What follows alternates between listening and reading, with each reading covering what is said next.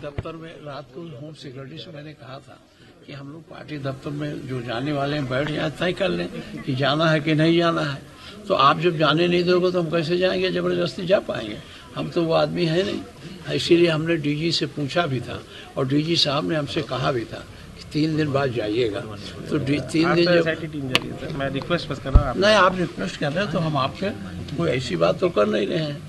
हम थोड़ा पार्टी दफ्तर पर जाना चाहते थे और हमारे अध्यक्ष भी आ जाएं, सब हम लोग तय कर ले भाई पुलिस नहीं जाने देना चाहती है, प्रेस करके खत्म कर दें, यही बात है। हम कहाँ अब आप इतनी फोर्स लगाए तो हम कैसे झगड़ा करके थोड़े जाएंगे? आपसे हाथापाई तोड़ेगा नहीं, हम वो नहीं है कि हम लड़ें।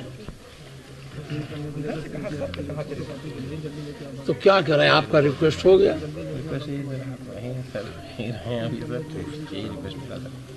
समाजवादी पार्टी कार्यालय भी नहीं जाने देना चाहते आप लोग? समाजवादी पार्टी कार्यालय में जाने देने में क्या दिक्कत है? हम लोग बैठ के तय कर लेंगे, आपकी समस्या का निदान हो जाएगा। वहाँ ऐसे बैठे रहोगे दिन भर, हम भी घर में बैठे रहेंगे।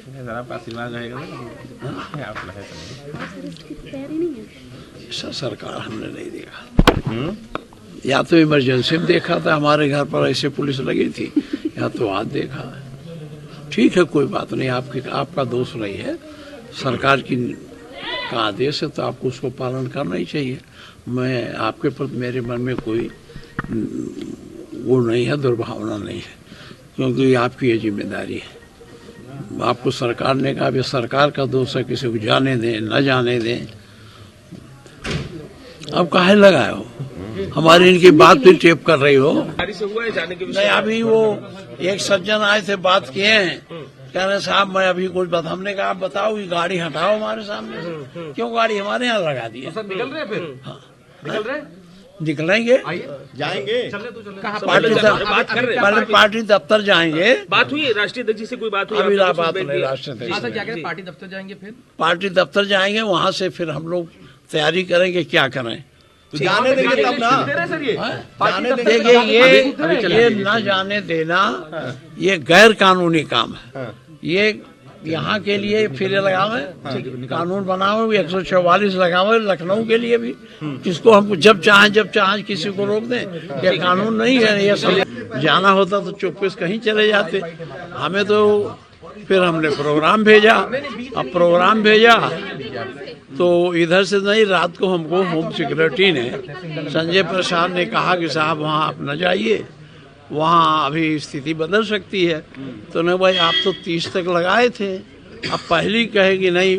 फिर वहाँ के डीएम का टेलीफोन आया कि साहब ना आइए, संभल का, कि वो हम लोगों ने 10 तारीख तक इसे बढ़ा दिया है, अब 10 तारीख तक नहीं आए ना आए। तो ठीक है।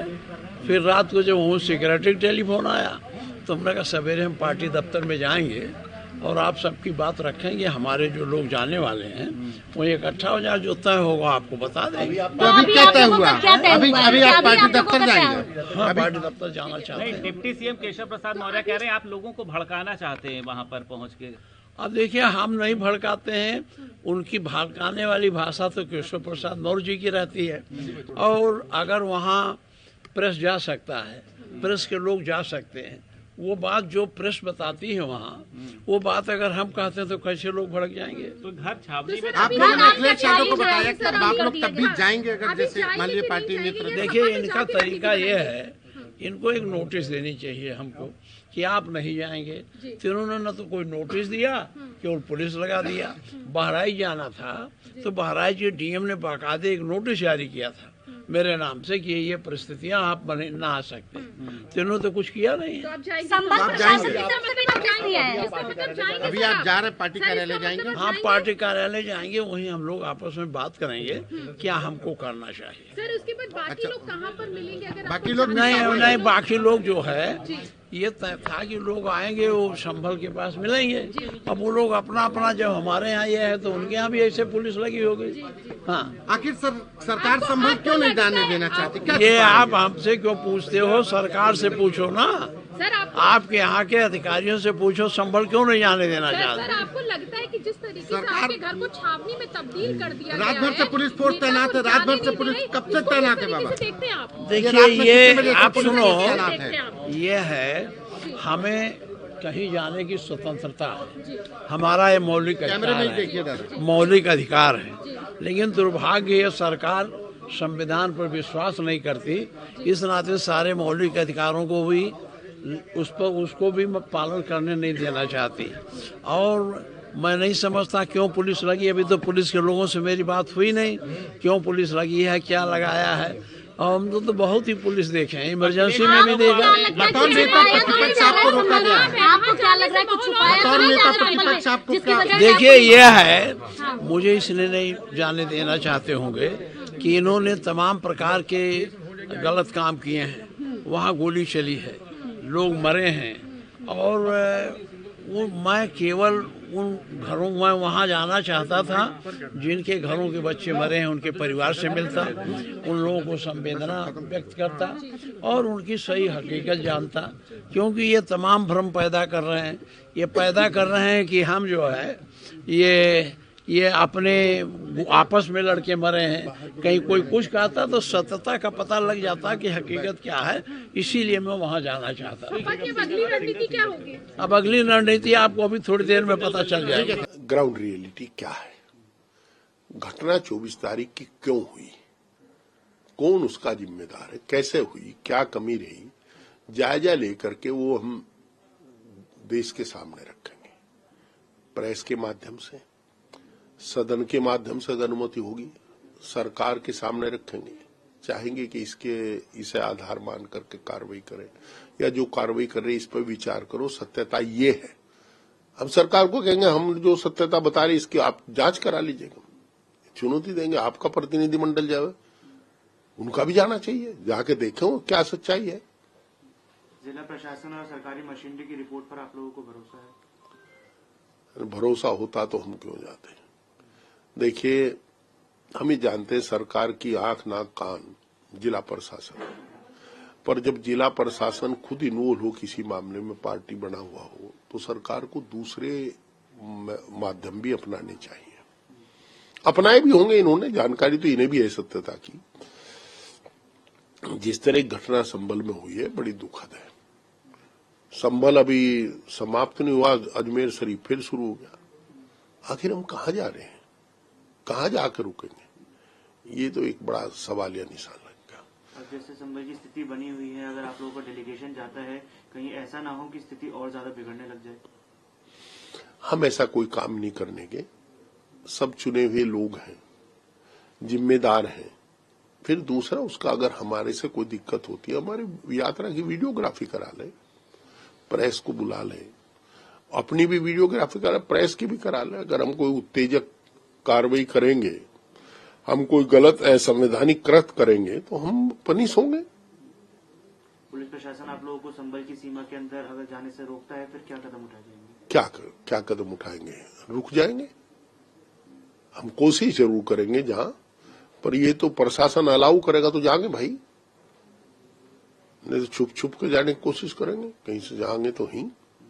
संभल के दंगों को लेकर सियासत थमने का नाम नहीं ले रही। आज 15 मेंबर का समाजवादी पार्टी का डेलीगेशन संभल आने की तैयारी में है, और यही एक वजह है कि हर जगह पे पुलिस तैनात है, क्योंकि अब प्रशासन ने ये साफ कर दिया कि वो किसी भी डेलीगेशन को संभल में दाखिल नहीं होने देंगे। वो नहीं चाहेंगे कि एक बार यहाँ पे फिर से आके लोग सियासी रोटियां सेके और अमन अमान को खराब करने की कोशिश करें। यही एक वजह कि आप देखेंगे कि चप्पे चप्पे पर पुलिस तैनात की गई है। मैं समय संभल बॉर्डर पर हूँ और आप देख सकते हैं किस तरह भारी मात्रा में यहाँ पुलिस के कर्मी बैठे हुए हैं। सुबह से वो तलाशी कर रहे हैं और उनको पूरी तरह से हिदायत दी गई है प्रशासन की तरफ से कि किसी भी डेलीगेशन के मेंबर को संभल की सरहद के अंदर दाखिल न होने दिया जाए, क्योंकि हमने देखा कि नवंबर 24 में किस तरीके से कुछ लोगों के उकसाने पर वहां पे पथराव हुआ, उसके बाद फायरिंग हुई। फायरिंग में कई लोगों की जान चली गई और उसकी वजह से कई पुलिसकर्मी और कई सिविलियन भी जख्मी हुए। अब सरकार नहीं चाहती कि कोई भी ऐसा हादसा हो, क्योंकि बड़ी कोशिशों के बाद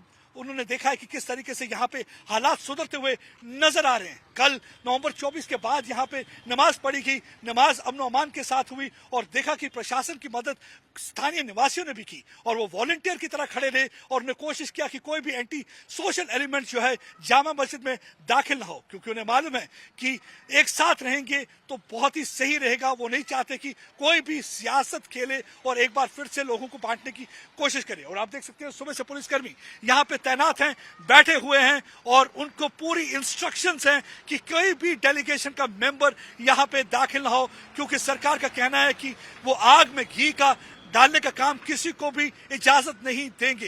क्योंकि हमने देखा गया था कि पिछली बार किस तरीके से भीड़ को उकसाने की वजह से पथराव हुआ था। वो नहीं चाहते कि कोई भी सियासी जमात यहाँ पे आके उकसाए। हालांकि सियासी जमातों का कहना है कि बीजेपी नहीं चाहती कि यहाँ का संभल का जो सच है वो सामने आए, लेकिन वहीं बीजेपी और यहाँ एडमिनिस्ट्रेशन का कहना है कि वो नहीं चाहते कि किसी को भी यहाँ पे सियासी रोटियां सेकने की इजाजत हो, क्योंकि सियासी जमातें जो हैं लोगों के लिए नहीं बल्कि अपनी सियासत चमकाने के लिए यहाँ पे आ रहे हैं। और यही एक वजह है कि लगातार उनकी तरफ से कोशिश हो रही है। हमने देखा कि पहले भी कुछ सियासी जमातों ने कोशिश की, लेकिन उनको हापुड़ के साथ पास रोक दिया गया। लेकिन इस बार भी पूरी उनकी कोशिश को विफल करने के लिए आप देख सकते हैं कि पुलिसकर्मी तैनात हैं और उनकी पूरी हिदायत फॉलो कर रहे हैं कि कोई भी डेलीगेशन का मेंबर यहां पे अंदर दाखिल ना हो सके।